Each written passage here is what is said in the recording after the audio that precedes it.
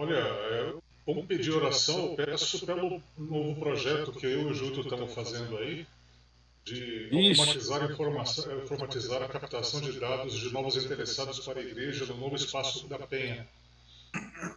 É isso. bacana. Vamos orar para que o projeto. Hoje o pessoal está analisando, o pessoal está curtindo. Muito bacana o projeto que o Elias está desenvolvendo aí. E quero oração para a Juliane, ela acabou de ligar, está ainda internada, que nós possamos orar por ela, para que Deus possa fazer a obra na vida dela. Ô, Joilton, pela vida da Rô, né? Que é aniversário dela, e É, hoje nós ela não estamos entrou ainda. aguardando ela para ver se a gente cantava parabéns. Dá um toque lá no celular dela, ô Sheila. Tá. Depois a gente canta parabéns para ela no final. Minha parte, só agradecimento. Amém. Vamos orar pelos novos líderes, né, que vão assumir aí essa nova liderança da igreja. Há muitos problemas e a gente precisa vencer esses problemas, que Deus possa abençoar e dirigir a sua igreja. Amém. Vamos orar. Reforço o pedido do Raimundo. Esse final de semana, vai até terça-feira, o concílio quinquenal da igreja, certo? E várias decisões estão sendo tomadas, novos cargos estão sendo ocupados, sempre acontecem algumas mudanças, algumas trocas, né? Nova direção, novo caminho. Deus possa estar encabeçando tudo isso realmente, né? As decisões os homens tomam, mas Deus realmente esteja à frente, esteja orientando essas tomadas de decisão, que a igreja possa avançar. O novo slogan, o novo lema é uma igreja em movimento, né? Como se fosse uma colmeia, baseado naquela visão que a Ellen White teve das colmeias, né? Das cidades de São Francisco e tal. Tinha as colmeias, e aí colmeia em movimento de Cristo e tal. Então, a igreja em movimento, essa ideia para agora para frente, né? A igreja crescer, quem sabe a gente veja Jesus voltar ainda nos nossos dias, nos nossos tempos. Já que pregamos e vivemos tanto por isso, né? Verdade. E ouvindo, e cantando, ouvindo irmão, e ouvindo música, e cantando música sobre a volta de Jesus. Estou completando agora 47 anos daqui uns dias. Jesus está mais próximo do que estava quando eu tinha 10 anos, 7 aninhos, 10 aninhos, 11 aninhos. Quando eu cantava com o Isaac, sonhei com o céu. Paz. Rapaz, tem tempo isso, hein, Isaac? Não os impeçais de vir. Isso. Já fizemos história. Já, e o tempo vai passando, né? E Jesus, cada dia mais próximo, cada dia mais próximo. Na verdade, deixa eu ser justo aqui, né? Tá o Raimundo, que já cantamos muito juntos, e Clemilda, Nidinha, quem mais aqui? A Ruth também já cantamos. Joilton, a gente nunca cantou junto, não, né, Joilton? Mas já fizemos outras coisas juntos. Isso. Mas legal. É isso aí. Então, que realmente seja a última etapa, né? Que a gente possa ver realmente Jesus voltar, né? A nossa geração, né? Meu pai já passou, meus irmãos passaram, alguns de nossos amigos, nossos parentes ficaram para trás, mas estão lá aguardando nessa esperança, essa convicção. Morreram com a convicção, com a esperança, com a certeza que Jesus vai voltar. E deixar esse legado para nós, né? Nós estamos vivos para pregar, quer seja com palavras, se for necessário, mas sem palavras. O Isaac fala aí, às vezes só pelo comportamento, pela atitude, pelo estilo de vida, né? Assim como era o povo lá no deserto, era o estilo de vida deles que ia chamar a atenção dos estrangeiros, das pessoas que estavam ao redor. Bom, resumindo, é isso, que a gente possa ver Jesus voltar. Vamos orar então. Quem ora para nós? Eu oro, Cheque. Vamos orar então. Fechar os nossos olhos e inclinar. Bondoso Deus, estamos aqui em família, reunidos para estudar a tua palavra. As coisas nos unem, Senhor. A família, o sangue, a amizade, alguns o tempo que cantaram juntos, que estiveram juntos, o trabalho, mas que nesse momento a tua palavra, através do seu Santo Espírito, possa nos unir, abrir a nossa mente para compreender os teus méritos, a tua vontade. Tu revela, Senhor, que não fará nada sem revelar antes aos teus servos, os profetas. Revela a tua vontade na nossa vida, na vida de cada um aqui presente. Que aqui nós possamos tirar as nossas dúvidas, possamos nos aquecer com o fogo do Espírito Santo e darmos a tua vinda, Senhor. No momento que o Senhor estiver vindo nas nuvens dos céus, que todos nós possamos estar prontos e preparados. E aqueles que já descansam possam ouvir a tua voz, possam ouvir o som da trombeta e despertar e ver Jesus voltando nas nuvens dos céus. Esse mundo é um mundo muito mau, Senhor. Muitas tristezas, momentos nós temos de alegria, mas muitos momentos de tristeza, de sofrimento. Mas o Senhor é que nos dá o descanso. Ó Senhor Deus, abençoe a todos os pedidos que foram elencados, aos líderes que estão sendo escolhidos. Senhor Deus, a obra é tua, a igreja é tua. Escolhe, Deus, os vasos necessários para que possa completar essa obra. Abençoe a cada um, abençoe a Juliane, que está internada, abençoe aqueles que estão enfermos, a Rô, que hoje também está completando mais um ano de vida. Que o Senhor possa abençoá-la, lhe dando saúde, lhe dando esperança e renovando a sua fé. Senhor Deus, para a nossa mente, para entendermos a tua palavra. É o que nós te pedimos em nome de Jesus. Amém. Amém. Amém, Senhor. Obrigado. Bom, gente, no último estudo, nós paramos justamente na parte do Santíssimo, onde Joilton ia dar uma explicação para a gente sobre o que acontecia lá, porque Parou no Joilton. O Raimundo tinha falado sobre o pátio, né? A gente tinha falado sobre o pátio. Não, falei O sobre pátio foi eu. Desculpa, foi o Ailton. O Ailton falou sobre o pátio, o Raimundo falou sobre o santo, lugar santo. E aí nós chegamos na parte mais assim importante lá, que ficou coube ao Joilton. Joilton, o tempo. Vamos lá. E Vamos aí, lá. você quer que eu mostre os slides aqui ou você tem por aí que faz? Vai firme aí nos slides. Eu ficou com filé. E eu vou explicando. A gente vai trocando ideias juntos aqui. O que não falta aqui é a gente boa explicar. Raimundo, Ailton, Elias, todo mundo aí sabedor da verdade, né? Bom, a respeito do Santíssimo. Então, nós vimos aí os vários compartimentos que tem o santuário, o átrio, vimos também os diversos utensílios e móveis que estavam lá no pátio. E também vimos o santo, os compartimentos, aliás, os móveis que também compõem o santo. Vimos lá o altar de incenso, vemos também a mesa da preposição, onde tinham os 12 pães representando a tribo de Israel. Vimos o castiçal com as 7 lâmpadas, né?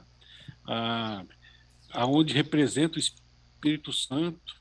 E muitas vezes a gente até, pela quantidade de lâmpadas, faz até uma certa analogia os 7 Espíritos de Deus apresentados no Apocalipse, que eram as cartas, né? Os 7 períodos da igreja no Apocalipse. O santuário, ele é o evangelho em símbolos. Deus entendeu que é uma frase que a gente usa muito aqui no meu trabalho. Uma imagem vale mais que 1000 palavras. As pessoas, muitas delas não sabiam ler, sabiam escrever. Então Deus usou figuras reais que tinham um significado tanto para aquela época como para nós hoje e para o futuro. O santuário é algo fantástico. É o evangelho em símbolos onde Deus mostrava tudo o que ia acontecer em relação ao plano da salvação, ao perdão dos pecados. E o interessante é que Jesus, ele era todas as partes do santuário. Ele era a primeira porta, que era o caminho, a segunda porta, que é a verdade, e a vida. Ele era o símbolo principal do santuário. Ali no altar, ele foi imolado, representava o seu sacrifício. Na pia, ele foi batizado, ele cumpriu a palavra, ele foi batizado por João Batista, ele recebeu o Espírito Santo. E ele também representava ali os 7 Espíritos de Deus. Ele era o líder da igreja em toda a época da história cristã. E agora nós nos encontramos na parte mais importante do santuário, o Santo dos Santos, um lugar onde ninguém entrava a não ser somente o sumo sacerdote. E outro detalhe, ele só entrava apenas uma vez por ano, no dia 10 do mês 7. E quando nesse período, todo mundo parava, era um feriado, era um tipo de sábado, era um sábado especial, onde as pessoas teriam que estar em contrição, em reflexão sobre a sua vida, sobre as coisas espirituais, e nesse momento entrava em ação o sumo sacerdote. Parece que ele era tipo um funcionário público, trabalhava uma vez por ano. É brincadeira, gente. Ele era o dia aonde ele era o point, né? Ele colocava as suas roupas especiais, ele tinha que oferecer um sacrifício pelo seu pecado, ele tinha que oferecer um sacrifício pela tenda da congregação, por todo o povo. Ele tinha que conduzir 2 animais, daqui a pouco nós vamos ver slides. Aí esses 2 animais tinham um significado, daqui a pouco a gente vai ver também. E depois tinha os móveis que estavam lá dentro do santuário. Vamos dar uma olhada lá? Passa para a gente os slides, Nico. E os textos também que nós precisamos ler, do que era, o que representava o Yom Kippur, o dia da purificação, esse momento onde todo mundo tinha que estar contrito. E as pessoas que não estivessem contritas, que não se arrependessem dos seus pecados, eles eram extirpados, eles eram expulsos ali do acampamento. E isso tudo representava o que ia acontecer no futuro. O santuário é a chave para a gente entender as profecias, uma das maiores profecias que nós vamos ler nos próximos versículos, nos próximos capítulos de Daniel.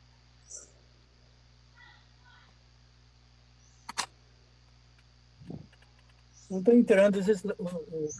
Não está aparecendo para a gente. Não está aparecendo nada? Não, Nada. Tarja preta aqui, igual remédio controlado. Mesmo. Coisa estranha. Aquela coisa.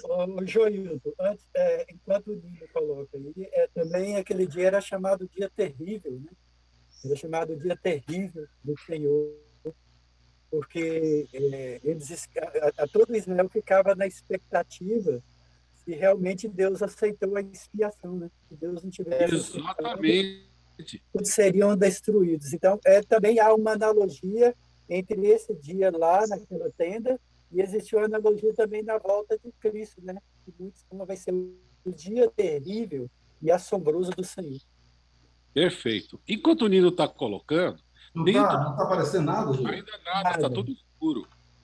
Enquanto ele com os slides, nós tínhamos dentro do lugar santíssimo um móvel que a gente chama da Arca da Aliança. Já apareceram alguns vídeos na TV. Uma série muito conhecida, um filme muito conhecido, era Indiana Jones e a Arca da Aliança. Agora apareceu. A Arca do Tesouro, a Arca da Aliança, aonde eles estavam querendo resgatar, como se fosse uma relíquia, né? Uma relíquia preciosa. E muitas vezes se especula a respeito desse tema. A Arca da Aliança, aonde o Deus hebreu, Deus Todo-Poderoso, habitava. Mas Deus ele não ficava dentro de uma arca.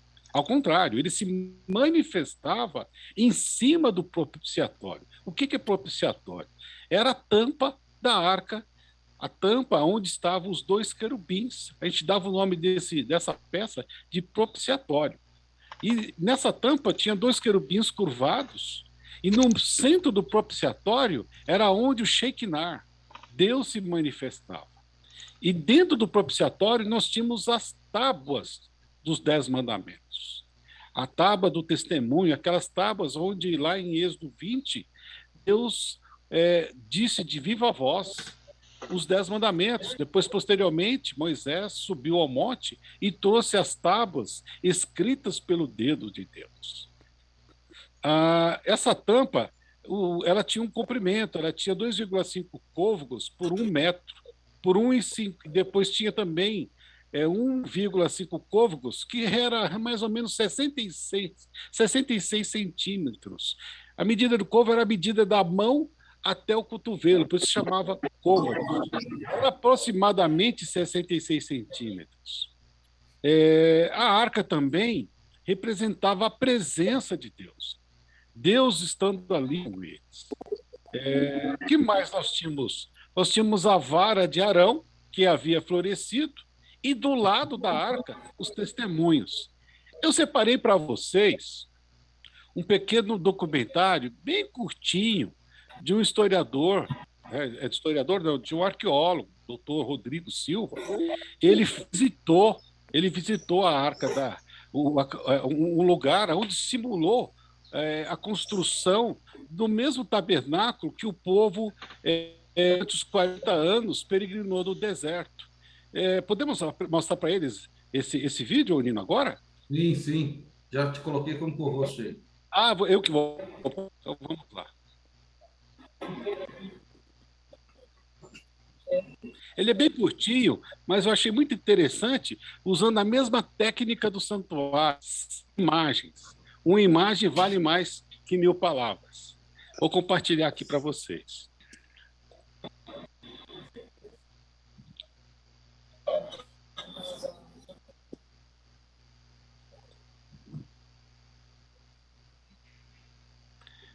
Vocês acho que eu tenho que compartilhar primeiro o áudio, né?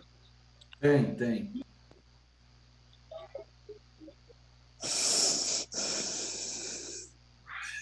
Aparece para vocês? Parece um PowerPoint. Tá legal. Estou aqui compartilhando.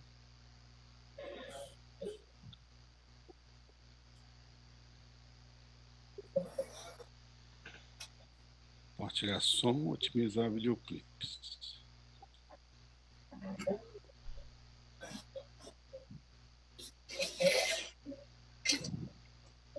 Agora aparece?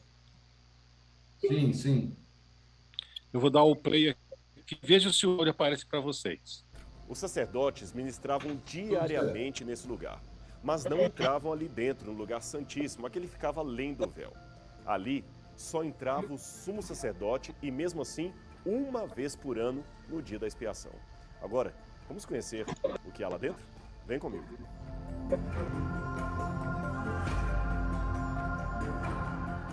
Finalmente aqui estamos no Kodesh HaKodashim, ou Santo dos Santos, o lugar mais sagrado do tabernáculo que representava o trono de Deus.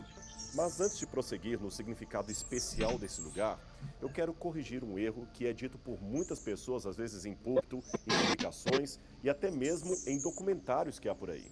O erro é quando afirmam que havia uma corda que amarrava o sacerdote, alguns dizem pela cintura, outros falam que era pelo seu pé, para que quando ele entrasse aqui dentro, se fosse morto pela glória divina, o seu corpo pudesse ser puxado por essa corda até o lado de fora. Você talvez já ouviu falar disso, mas deixe-me dizer que é uma lenda. Não há nada na Bíblia, nem no Talmud, nem em Flávio Joséfo, nem na literatura judaica mais antiga que confirme esse ato. Portanto, se você já ouviu por aí a história de uma corda amarrando o sacerdote quando ele entrava aqui, saiba que isso é apenas uma lenda moderna. Não tem nada na Bíblia que confirme esse ato. Contudo, nada impede de pensarmos que havia muito respeito e preparação para que um homem estivesse aqui, porque ele estaria realmente diante da glória de Deus que se manifestava nesse lugar de modo especial. Os sacerdotes do Antigo Testamento entravam diariamente no santo lugar, executando o seu serviço.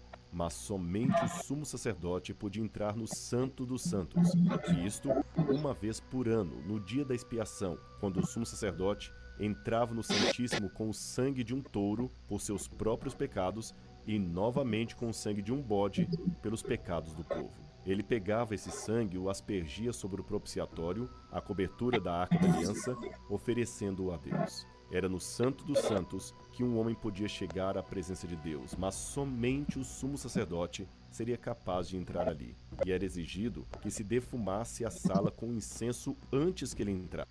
Aqui ao centro estava a famosa Arca da Aliança, que você tanto já ouviu falar.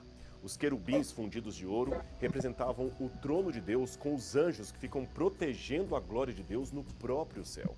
Aqui dentro ficavam as tábuas da lei, contendo os 10 mandamentos, um pouco do maná que o povo de Israel recebeu no deserto e também a vara de Arão, que floresceu, indicando aquele que Deus havia escolhido para ser o primeiro dos sacerdotes. Tudo isso aqui representando realidades divinas e celestiais de uma forma didática para que o povo pudesse entender o plano da salvação. Esta arca era toda feita de madeira de acácia e ficava completamente revestida de ouro. Sobre ela, a modo de tampa, foi colocado esse propiciatório também feito de ouro fino. E nas extremidades do propiciatório, como eu já mencionei, havia as imagens fundidas de querubins, um de cada lado. As asas deles cobrem o propiciatório, formando uma espécie de arco.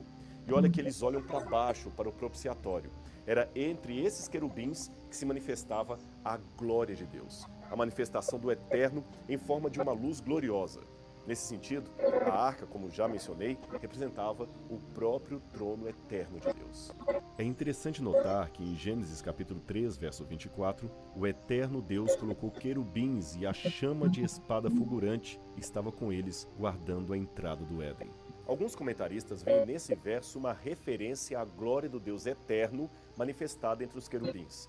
Desta forma, quando o adorador entrava no átrio, ou os sacerdotes ministravam diariamente no lugar santo, com maior razão ainda, o sacerdote entrava no lugar santíssimo.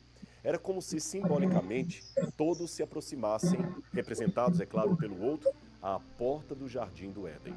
Sob a lei de Moisés, o povo de Israel tinha um santuário, o tabernáculo, e um sacerdote que servia de intercessor pelo povo diante de Deus.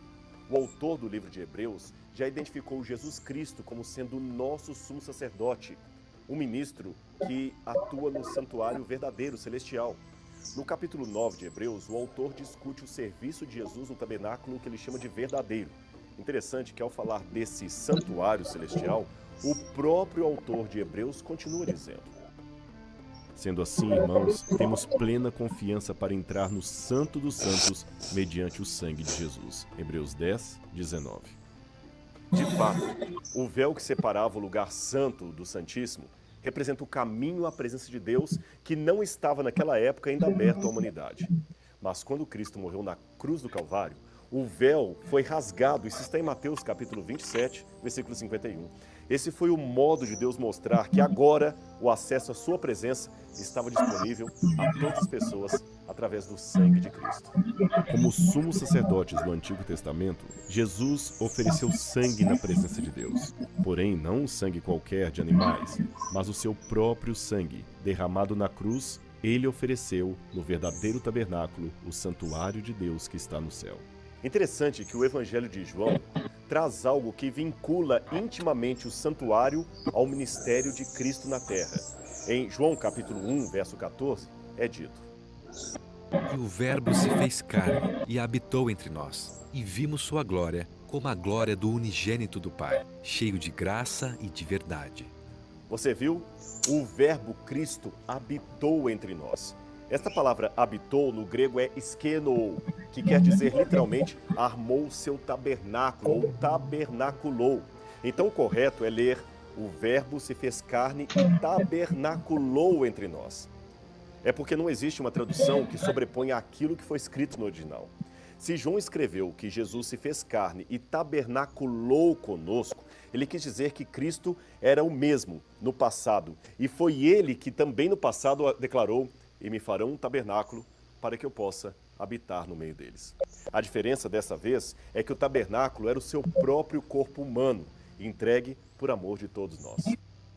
Ok, bem curtinho, mas eu achei muito interessante, porque nos traz aqui uma visão clara do Santo, do Santíssimo, aonde estava lá a Arca da Aliança, onde nós tínhamos também a questão dos utensílios que compõem a arca, o maná, os querubins que compunham a tampa da preposição, tínhamos a vara de Arão que havia acontecido, tínhamos também ali a cópia dos livros que nos mandou Moisés escrever, e fora essa questão do ambiente, a própria cerimônia que acontecia, conforme nós falamos, e a Bíblia relata, todo dia 10 do mês 7, onde o povo ficava preocupado, era um feriado, ninguém fazia nada, o sumo sacerdote,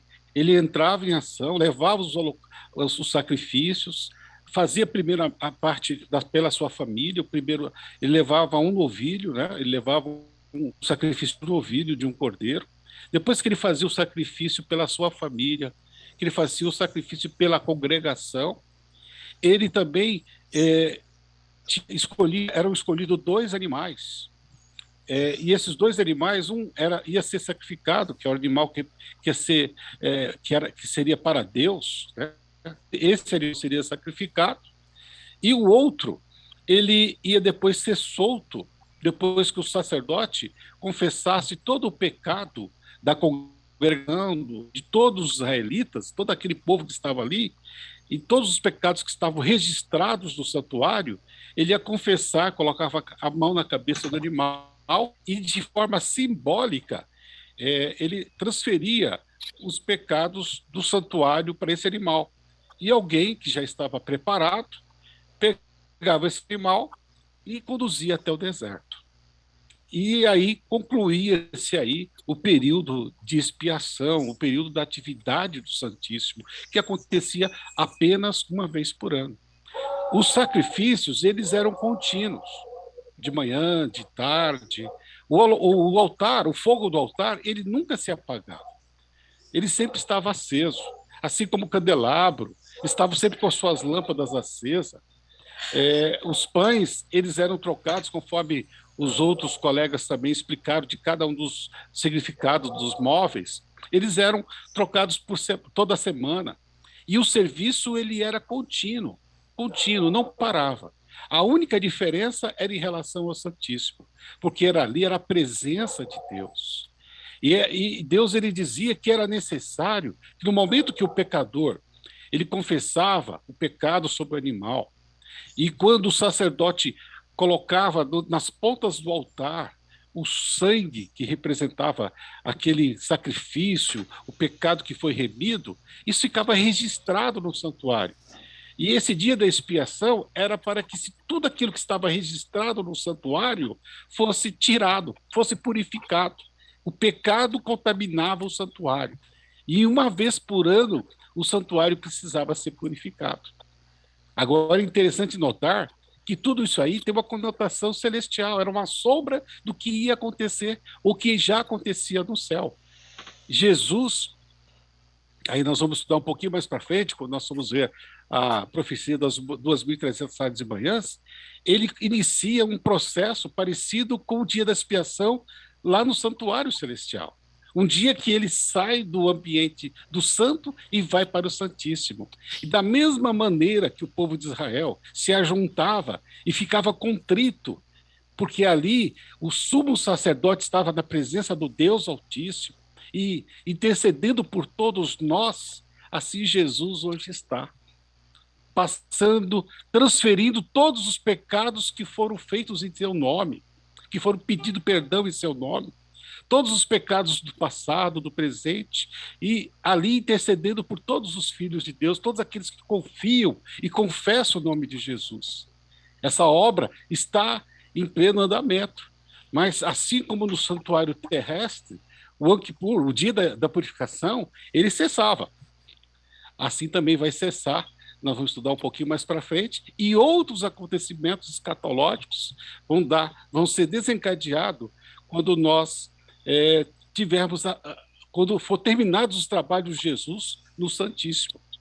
Então, o lugar dos mais importantes, todos tinham o seu papel, mas o Santíssimo, era algo delicado, só uma pessoa podia participar, podia entrar e ali ministrar os serviços.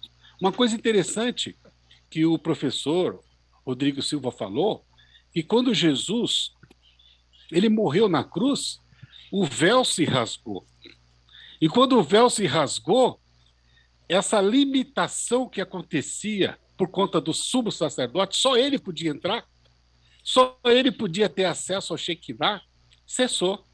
Agora, naquele momento, Jesus, como sendo o nosso sumo sacerdote, todos nós poderíamos acessar o Santíssimo através de Jesus. O véu se rasgou. A limitação não existia mais. O preço pago por nossos pecados estava quitado. E Jesus agora estava diante do Pai, depositando na tampa do propiciatório o seu sangue. A maior oferta que o santuário poderia receber, o santuário celestial. Hebreus diz que o santuário celestial ele não foi purificado por sangue de animais, mas pelo próprio sangue de Jesus. No momento que Jesus se aproxima do propiciatório e ele apresenta e ele diz assim: Pai, nas tuas mãos entrego o meu espírito. Não foi os cravos, não foi o sofrimento da cruz, não foi as chicotadas, os cravos nas mãos e nos pés, o furo no lado de Jesus que matou. Nada disso pode matar um Deus. Nada que o homem faça possa matar Deus.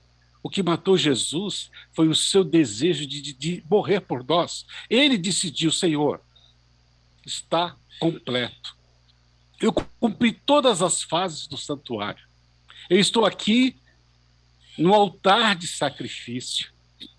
E agora estou oferecendo meu sangue para ser depositado no propiciatório, para que inicie o quê? O processo de purificação do santuário. Em um dado momento da profecia, isso acontece. E a gente vai estudar tudo isso aqui que nós vimos em forma de símbolos, nós vamos ver de forma de como aconteceu e em que momento que aconteceu. Mas é importante notar que em todas as partes do santuário, Jesus era o símbolo. Tudo focalizava para Jesus. Um dos símbolos mais comentados na Bíblia é o santuário, por mais de 200 vezes é comentado. E pouco explicado, são poucas pessoas que se detêm ao estudo do santuário. E algo que tem um significado muito importante para a gente. Nós temos uma sala que a gente participa, acho que muitos aqui também participam, a sala 57 nas madrugadas, e lá tem uma oração muito especial que a gente chama de oração do santuário, aonde nós começamos a orar em cada parte do santuário até chegar ao Santíssimo. É muito bonito, é uma oração muito emocionante. E nós temos que fazer isso. Jesus está lá no Santíssimo, esperando, através do Espírito Santo, as nossas preces, que chega até ele com gemidos inexprimíveis. O que mais nós podemos ver sobre o santuário? Joilton, posso fazer uma participação? Por favor. Eu acho importante nessa parte no Senhor da Cruz.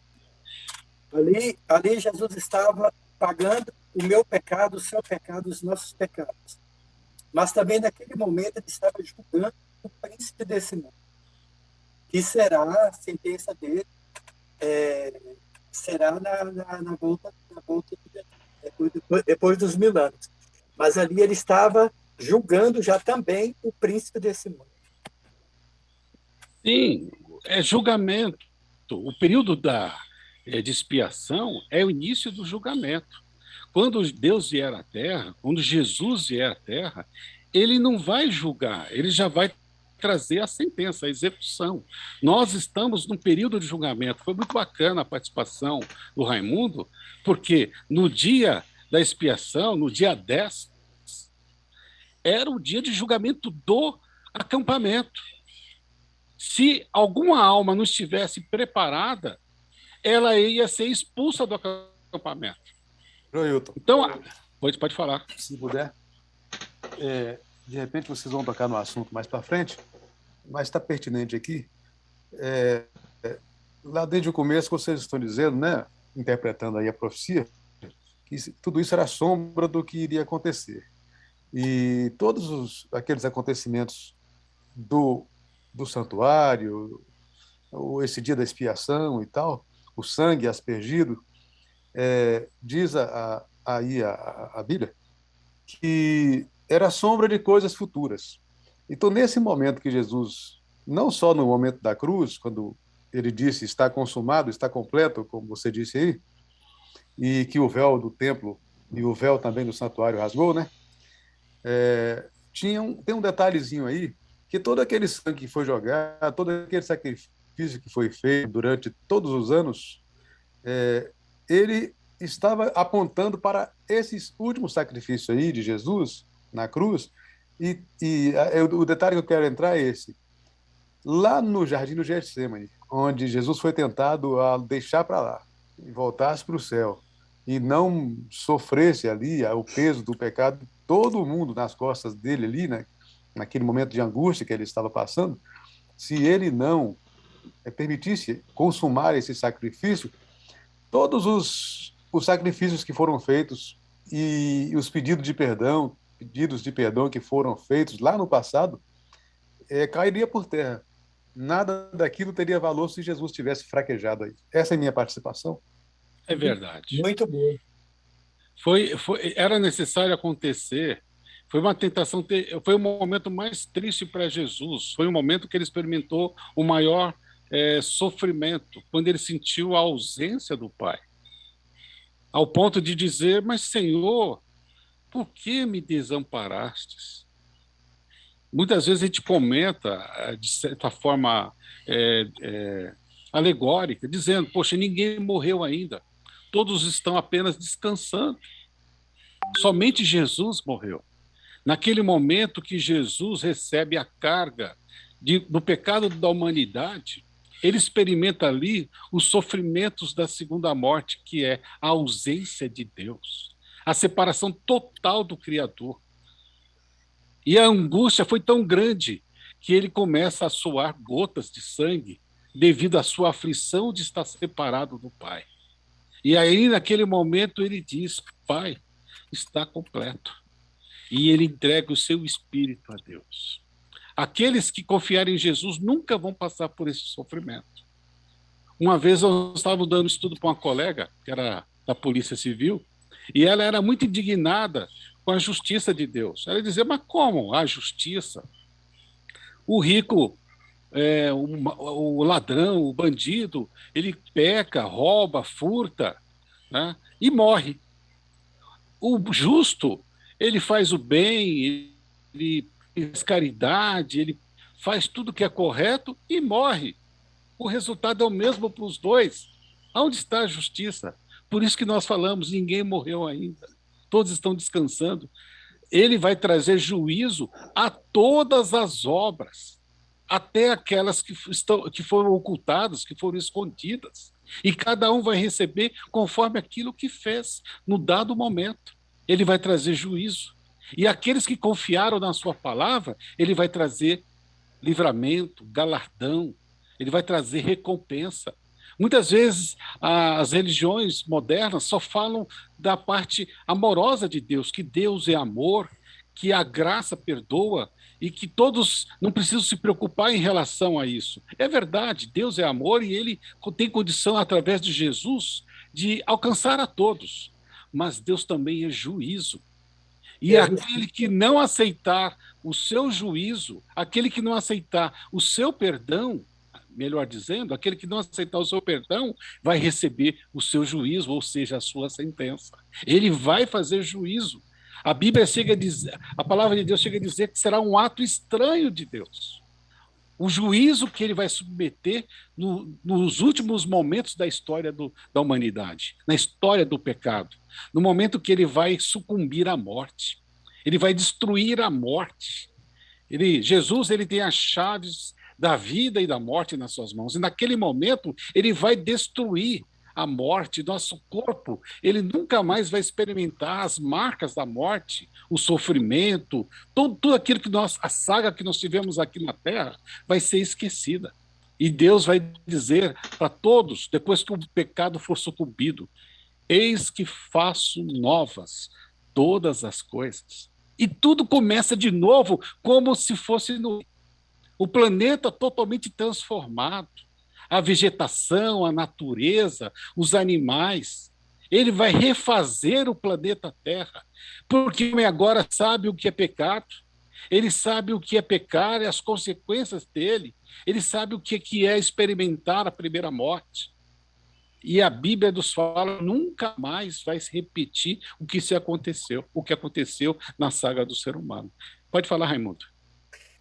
Uma coisa importante que eu achei, eu até vi hoje no sermão do doutor, é o seguinte: nós que somos pais, eu, você, mas quase todos que estão aí somos pais, a gente, no momento mais crítico da vida dos nossos filhos, nós não deixamos sozinhos.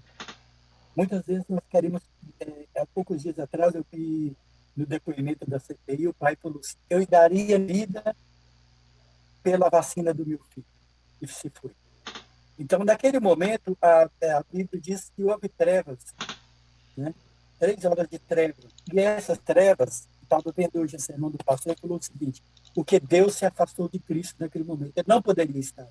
Porque Cristo estava cheio de pecado, os nossos pecados carregados, os nossos pecados, e o pecado ele faz a separação entre nós e Deus.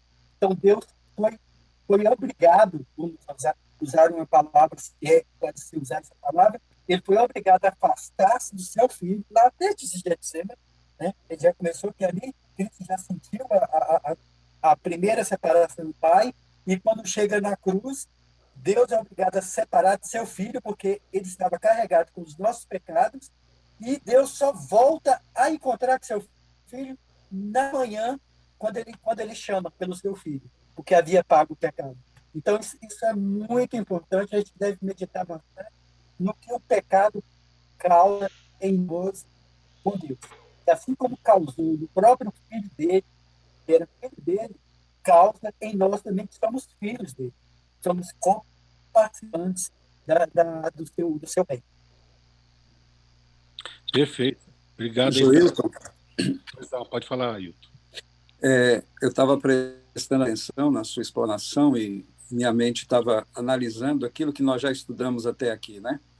O nome Daniel quer dizer Deus é meu juiz. E ele é quem explica tão bem essa questão do santuário, não é verdade? A gente viu ali no capítulo 9 a visão que ele tem dos livros sendo abertos, ou seja, os registros do céu, e o ancião de dias, que é Deus Pai, né? Entregando ali o juízo ao Filho do Homem, que é o Senhor, e tal qual, a gente vai estudar quando nós chegarmos lá, né? Mas o livro de Apocalipse, ele complementa, né, aquilo que a gente está vendo até aqui. Mas uma coisa que é comum, eu diria assim, a toda a comunidade cristã, independente da religião, é que um dia haverá um juízo final, que a gente chama. E tal qual, a gente tem aí a Nidinha, que trabalha com jurisprudência, né? O Joilton também tem essa formação, outros têm também essa formação. A gente sabe que há um processo, né? E a Bíblia fala que Satanás é o nosso acusador, mas a Bíblia também apresenta Jesus como nosso advogado, intercessor e também como nosso juiz, né? João fala isso, que o pai entregou essa função ao filho. Então, há um processo, nós fomos acusados. Tem as testemunhas, no caso, os anjos, tanto os bons como os maus. E a gente vê, tem uma lei, que é a lei dos 10 mandamentos, que é por ela que a gente vai ser analisado. Não tem 2 leis, uma lei para o Antigo Testamento, uma lei para o Novo.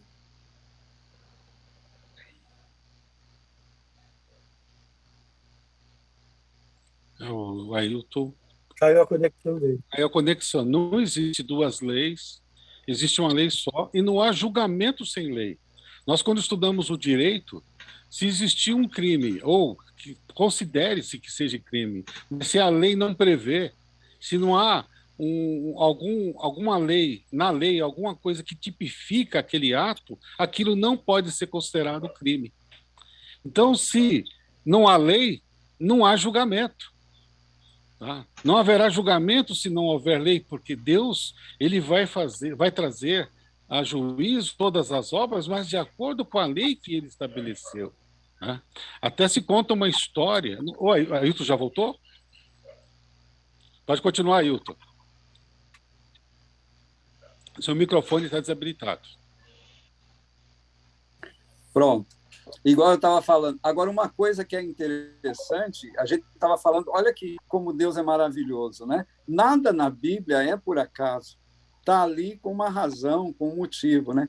Igual você falou, eu estou com a Bíblia aberta aqui em Mateus 24, e olha que coisa interessante. Aqui fala no verso 31, e ele, falando de Jesus, enviará os seus anjos, né, os quais reunirão os seus escolhidos dos 4 cantos da extremidade do céu. É aqui, isso bem, quando Cristo voltar agora, ele não volta para julgar.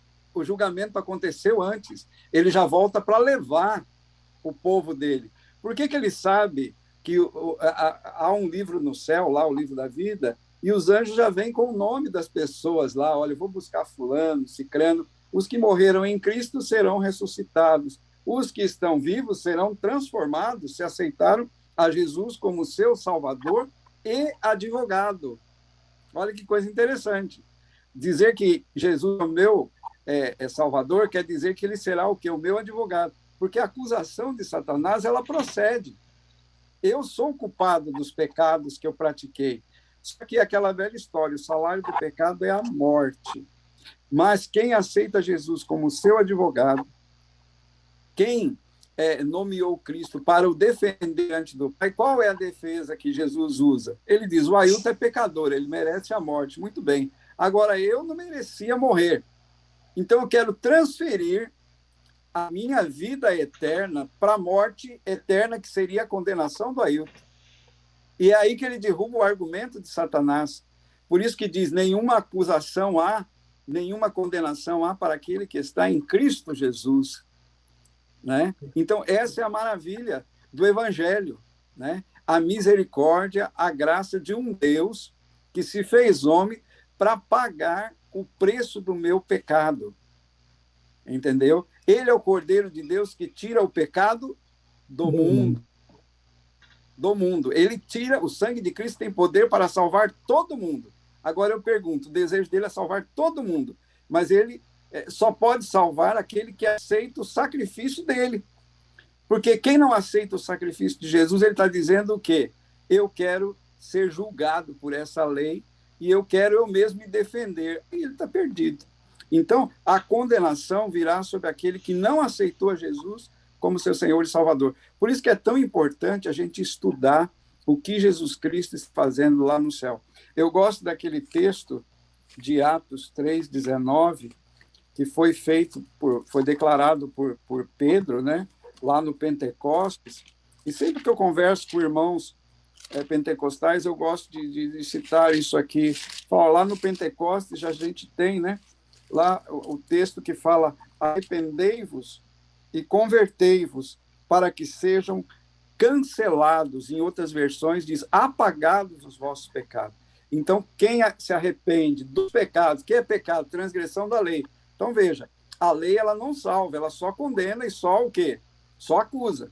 A função dela é revelar pecado. A função da lei não é salvar, quem salva é Cristo. Mas aqui diz, arrependei-vos e convertei-vos, ou seja, muda aí de visão, muda de opinião com relação ao pecado. E por quê? Porque aqui diz, para que sejam apagados os vossos pecados. Então, quando Jesus voltar, isso aí já aconteceu. A carta de Pedro lá fala que a ocasião de começar o juízo de Deus já começou, e começa pela casa de Deus. Então, o Senhor hoje está julgando quem vai para lá, certo? Quem aceitou a Jesus como Salvador tem o nome colocado no livro da vida e o anjo vai receber, ó, vai buscar Ailton, vai buscar Raimundo, vai buscar Joilton, vai buscar... E louvado seja Deus por isso. Então, nós hoje estamos vivendo o grande dia da expiação, com X, né? Ou seja, Jesus hoje está apagando pecados que são confessados e escrevendo nomes no livro da vida, para que logo, logo ele possa dar a ordem para os anjos. Pode buscar meu povo. Amém. Assim, Seja louvado. E para nós finalizar, se alguém tem mais algum comentário sobre a questão do dia da expiação, do Santíssimo, eu queria mostrar para vocês, não sei se vocês conseguem ver, aparece para vocês o meu PowerPoint? Parece. Para finalizar a ideia do Santíssimo, Jesus, em todos os compartimentos do santuário, ele esteve simbolicamente e também na vida presente. Lá na pia, onde foi explicado lá para o pastor Ayrton, aos 30 anos de idade, ele esteve lá no Rio Jordão e ele fez parte da pia, a pia que está lá no santuário, que estava lá no tabernáculo, que estava também no templo de Salomão. Aos 33 anos de idade, ele foi crucificado no Calvário e ele participou desse outro móvel, que é o altar de sacrifício. Ele foi imolado ali. Ali ele pôs a nossa culpa e o nosso pecado. E ele também participou do Santo dos Santos, o lugar santíssimo, o lugar que apenas o sumo sacerdote, uma vez por ano, entrava. Jesus, ele foi entronizado como nosso sacerdote, como nosso como sacerdote no ano 31 anos Domini. E hoje, depois nós vamos ver o período, ao estudarmos a profecia das 2.300 tardes e manhãs, o momento que Jesus fez o mesmo processo que o sumo sacerdote fazia. Ele saía do lugar santo, entrava no lugar santo e ele cumpriu essa trajetória ao ficar diante da Arca da Aliança e iniciar oficialmente como nosso sumo sacerdote no Santo dos Santos, que está lá no céu. Né? Aquela parte do santuário, o átrio, ficou aqui na terra. O santo, ele já cumpriu o seu papel, porque o sacrifício já foi feito, a oferta já foi dada. E agora ele está onde? Na última parte do santuário, o Santo dos Santos, o Santíssimo, intercedendo por todos nós. E daqui a pouquinho nós vamos ver uma última parte. Né? Nós vimos todas as peças do santuário, todas as peças que nós temos no Santíssimo, as tábuas da lei que estavam ali dentro. Tudo isso aí existe o quê? O original do céu. Nós tínhamos apenas uma réplica, era uma sombra do que existia no céu. E a última parte que existia no dia da purificação, que fazia parte da cerimônia do Santíssimo, é a última parte que nós vamos estudar no final das profecias das 2.300 tardes e manhãs, quando o santuário vai ser purificado, não o terrestre, porque o terrestre já não tem mais nenhum significado, mas o santuário celestial, quando ele terminar o seu processo, da mesma maneira que um dos animais recebia o pecado de todo o santuário, isso também vai acontecer. Alguém, um ser, vai receber tudo aquilo que está sendo registrado, tudo aquilo que fez a raça humana pecar, tudo aquilo que foi, de alguma forma, registrado, ele vai receber tudo aquilo que foi colocado e registrado no santuário celestial. E aí termina todo o processo de purificação do santuário celestial. É o que nós estamos aguardando, o término, quando ele disser, está feito, da mesma maneira que ele diz na cruz, está feito, está consumado. Não, continue o pecador, continue o ímpio, continue o justo, e aí então ele começa um outro processo, que é de resgate, resgatar o ser humano das mãos de Satanás e levá-los às mansões celestiais. Uma coisa que eu achei muito interessante, mesmo pegando um pouco da fala do Ailton, é o seguinte, que quando o Satanás, o acusador, né, ele apresenta diante de Deus e apresenta o meu pecado, entendeu? Cristo apresenta as mãos para ele. Sim. Olha aqui, está pago. O pecado dele está pago, ele já pediu perdão. Não precisa você acusar, ele já foi perdoado. Isso é muito importante em ter essa confiança. E esse simbolismo que você tem é uma coisa maravilhosa quando você estuda o santuário e você tem que dar 6.000 anos atrás, né, nós vemos isso aí a gente vai estudando e vai vendo que tudo isso foi tendo uma etapa da nossa vida e para a salvação. A salvação dos passados dos nossos antepassados e a nossa salvação. Nós vemos que o mesmo que aconteceu naquele ritual lá, aconteceu no céu. E vai acontecer no final. Exatamente. E o que nós podemos fazer? Confiar nos méritos de Jesus. Não deixar que fiquemos com a culpa. Nós temos que transferir para o santuário nosso. Transferir, porque Jesus já tem o quê? O preço do pecado, o preço da culpa. Somente aqueles que não fizerem isso. Nós vamos ver que Satanás procurou, durante um grande período, destruir esse processo. Né? Ele quis cessar o trabalho do santuário, né? Fazendo com que o inimigo das almas perdoasse pecados. E não sendo libados pelo sangue de Jesus, né? Sendo perdoados por homens. É um outro processo que a gente vai desenvolver no nosso estudo. A gente já falou um pouquinho lá no capítulo 7 também. Obrigado, Joilton. A gente abriu... Nino, continua aí o processo, por favor. A gente abriu um parênteses no capítulo 8, um grande parênteses, né, para a gente estudar o santuário. E aí, nesses 2 últimos estudos, a gente ficou assim... estudando um pouco mais o santuário para a gente poder fechar o capítulo 8. Então, nós vamos fazer esse fechamento no próximo estudo, a gente fecha o capítulo 8, tem um pouquinho para a gente entender ainda o que esse contínuo, esse David foi interrompido. Agora que a gente entendeu o que era o contínuo, o que era esse continuamente, o que era a coisa que acontecia continuamente, o santuário lá, e o que acontecia uma vez por ano, no 10º dia do 7º mês. Então, agora a gente está preparado para a gente seguir, fechar o capítulo 8 e entender o capítulo 9, e estudar o capítulo 9. Isso aí vamos começar a fazer na semana que vem, a gente fecha na semana que vem, mas foi muito bom, agradeço aí o Ailton, que teve essa explanação hoje, o Ailton e o Raimundo também na semana passada, e a gente vai fechando aí o assunto semana passada, não, semana atrasada, né? A gente fecha o assunto do santuário. Acho que ficou muito bem explicado. Não sei se alguém tem alguma dúvida, alguma questão para ser tirada ainda da questão do santuário, de algum detalhe que foi passado, assim. Eu acho que foi muito bem colocado, todos os três espaços. Nós demos um espaço, um tempo especial para o terceiro e mais importante espaço, que é o Santíssimo. Mas se alguém tem alguma dúvida, algum comentário, acho que esse é o momento, porque semana que vem nós vamos continuar e fechar o capítulo 8. Alguém tem alguma dúvida, alguma coisa a acrescentar? Um comentário a mais?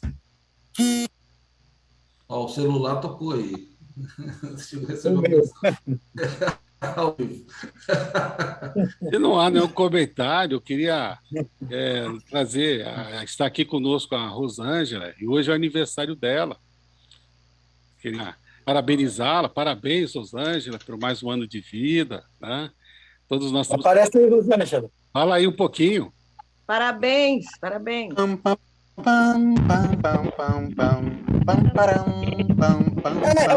Hoje a gente não teve música, né? Devia ter uma música para Rosângela.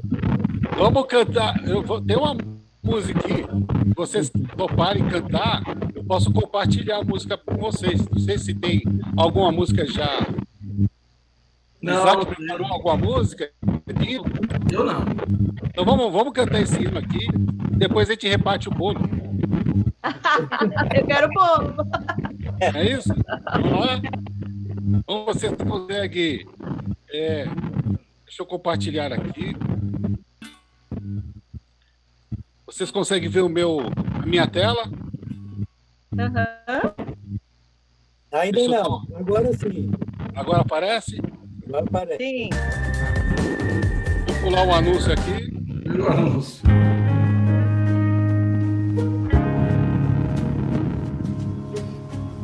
Puderem desabilitar os microfones, aí todo mundo pode cantar à vontade. Espírito Santo, com teu poder renovar,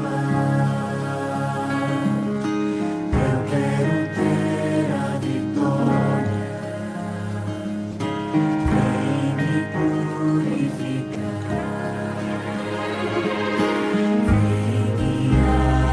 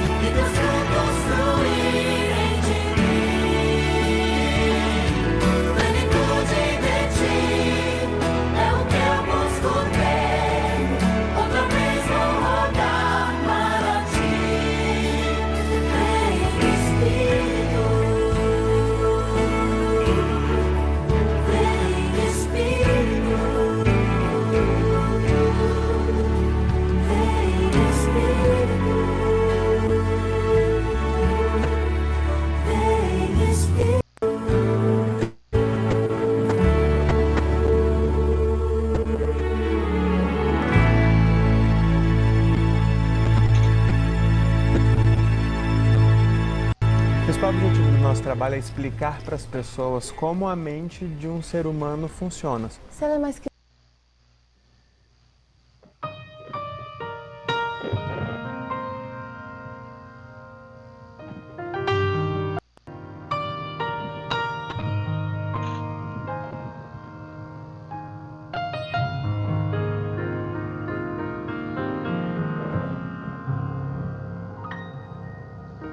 Senhor, tu sabes bem, sondas o meu coração e me conheces. Eu sei que nada sou sem a tua proteção na minha vida. Lava minha alma, cura-me, restaura com águas vivas do teu altar. Sou fraco, tão pequeno, mas aos teus pés me rendo.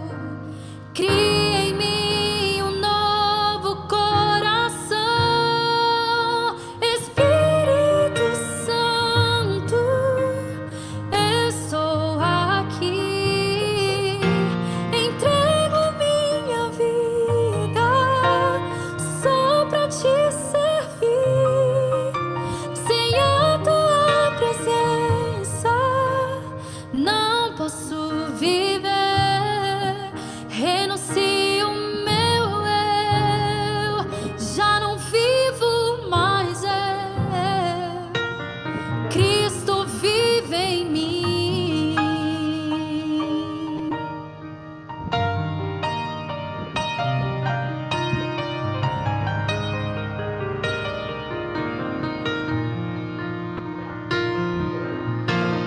Lava minha alma, cura-me, restaura com águas vivas do teu altar. Sou fraco, tão pequeno, mas aos teus pés me rendo. Cria em mim um novo coração, Espírito Santo, estou aqui, entrego a minha vida só pra te servir. Sem a tua presença não posso viver. Renuncio meu eu, já não vivo mais eu. Cristo vive em mim. Eu sei que provações vou enfrentar e pelo deserto terei que passar. Abra os meus ouvidos, pois quero te escutar. Cumpre em mim, Senhor, o teu querer. Espírito Santo, estou aqui, entrego a minha vida só pra te servir. Sem a tua presença não posso viver.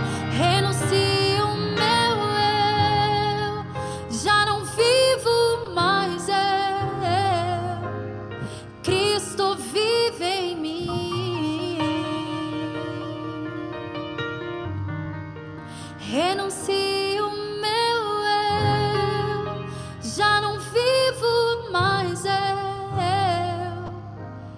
Cristo vive em mim. Amém. Amém. A primeira vez eu errei, viu? Era isso aí que eu queria colocar. Esse hino do Espírito Santo eu queria colocar para todos nós, porque da mesma maneira que Jesus diz, eu preciso ir e eu vou vos enviar o Consolador, e ele convencerá do pecado, da justiça e do juízo. Agora, da segunda vez, para que ele venha, é necessário que o Espírito Santo venha na sua plenitude, para terminar a obra de Deus da terra. Então, se ele não vier, Jesus não vem. Se o alto clamor não vier, se a obra final do Espírito Santo não for concluída, ele não vai poder sair lá do Santíssimo e vir buscar, vir resgatar a sua noiva. Que nós possamos orar pelo batismo diário, pela ressignificação das nossas vidas, que a cada dia, diariamente, nós possamos estar preparando com uma porção diária na nossa candeia, gota a gota, para que quando o noivo vir, nós possamos ver. Dê o azeite suficiente em nossas lâmpadas para ver Jesus nas mansões celestiais. Amém. Amém. Amém. Vamos lá, então? Vamos lá. Senhor nosso Deus, muito obrigado, Pai, pelas bênçãos recebidas. Você sabemos que sentimos a necessidade de uma maior comunhão contigo, da presença do Espírito Santo na nossa vida. Nós possamos realmente, Pai, reclamar, pedir, buscar, procurar, manter nosso azeite, nossa vasilha com azeite cheio, para que quando vier o noivo não sejamos imprudentes, não sejamos como as virgens imprudentes, quando o noivo lhes faltava a presença do Espírito Santo. Nós tenhamos esse Deus, o Espírito Santo na nossa vida, nos orientando, nos dando sabedoria nas decisões que temos que fazer, nas atitudes, no nosso viver, que seja sal para iluminar, para dar sabor ao mundo. Senhor, abençoe-nos, dê-nos uma boa semana de trabalho. No especial, te pedimos pela Rô, que completa mais um ano de vida, abençoe a vida dela, aos seus amigos, aos seus parentes queridos, que ela seja uma bênção onde ela estiver. Dê-nos uma boa semana, abençoe-nos cada um de nós, é o que te pedimos em nome de Jesus. Amém. Amém. Aí, gente. Amém. Feliz semana aí para todos. Boa semana, boa semana. Feliz semana. Muito obrigada por tudo e vocês são bênção. Amém. Valeu, Rô. Bom participar com você aqui, tá? Bom ter você aqui conosco. Ó, eu vou. É bom eu ficar com vocês, viu? Amém. E nesse mês tem Nino, né? E Joilton, né? Joilton também desse mês, acho que de 14, você? Será, pai? Será que eu vou lá? Sei, né? Legal. Não, tem eu, Joilton e Tico, né? O Tico é 19. Acho que o Tico também é novembro. O Tico é novembro? 26 de novembro. 6 de novembro, é. Pronto, aí dia 26 a gente faz um bolão aí. Vai ser o dia da expiação, dia 26 a gente pega todos os aniversários. Vai ser a expiação com S nesse caso, né? É isso. É. Vamos preparar o Pix aí, né? Fechar o mês, não. Opa! Vem você já falando negativo. A gente estava falando positivo aqui, vem você com o negócio de Pix. Beleza.